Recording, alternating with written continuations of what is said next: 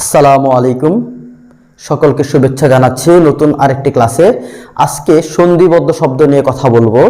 যদি সন্ধিবদ্ধ শব্দে যুক্ত বর্ণ থাকে এবং যুক্ত বর্ণে যদি একই রকম দুইটা বর্ণের সমন্বয়ে যুক্ত বর্ণ হয়, তাহলে সেই সমস্ত সন্ধিবদ্ধ শব্দকে কিভাবে আমরা বিচ্ছেদ করব। সহজ নিয়ম, যদি যুক্ত বর্ণ হিসেবে একই রকম বর্ণ থাকে, তাহলে প্রথম যে বর্ণটা আছে সেই বর্ণের পরিবর্তে আমরা একটা খণ্ডত বসাবো, তারপরে আমরা বিচ্ছেদ করব, তারপরে বাকি যা থাকবে হুবহু আমরা তাই লিখব। যেমন এখানে আছে সচ্চরিত্র, এই শব্দে যুক্ত বর্ণ আছে চ এবং চ, একই রকম দুইটা বর্ণ মিলে যুক্ত বর্ণ গঠিত হয়েছে। সেই জন্য প্রথম যে চটা আছে সেই চ এর পরিবর্তে শুধুমাত্র আমরা একটা খণ্ডত বসাবো, তারপরে বাকি যা আছে এবং আগে যা আছে তাই লিখবো। শুধুমাত্র খণ্ডত এর পরে আমরা একটা বিচ্ছেদ করব। যেমন দন্ত স লিখলাম, তারপরে চ, এই চ এর পরিবর্তে আমরা খণ্ডত লিখবো প্লাস বিচ্ছেদ করলাম, তারপরে যা আছে আমরা তাই লিখবো।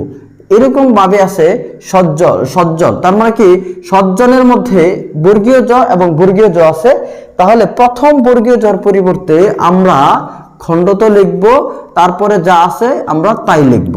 উজ্জ্বল, এই উজ্জ্বলের মধ্যে বর্গীয় জ এবং বর্গীয় জ মিলে যুক্ত বর্ণ আছে, ব এখানে ফলা, এখানে যুক্ত বর্ণ নয়, ফলা কখনো যুক্ত বর্ণ হিসাবে বসে না।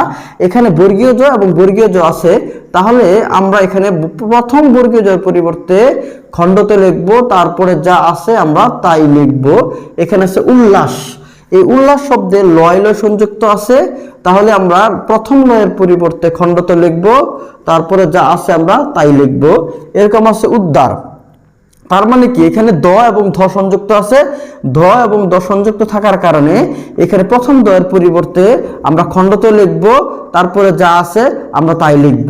এখানে দ আছে, এই যে এখানে দটা সরাসরি এখানে চলে আসবে। উন্নত, এখানে দন্তন্য এবং দন্তন্য সংযুক্ত আছে, সেই জন্য প্রথম দন্তন্যর পরিবর্তে আমরা খণ্ডতে লিখব, তারপরে যা আছে আমরা তাই লিখব।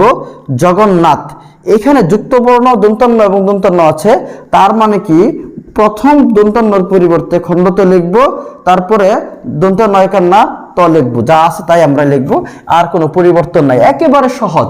মানে কি যদি যুক্ত বর্ণ হিসেবে একই রকম বর্ণ থাকে, সেই সময় একই রকম বর্ণের জন্য প্রথম বর্ণের পরিবর্তে খণ্ডতে লিখব, তারপরের যে বর্ণটা থাকবে সেই বর্ণটার কোনো পরিবর্তন ঘটবে না, শুধু বিচ্ছেদ হয়ে পরের পদের প্রথমে বসবে। এইভাবে আমরা এই সন্ধি বিচ্ছেদ করব। সকলকে ধন্যবাদ। আসসালামু আলাইকুম।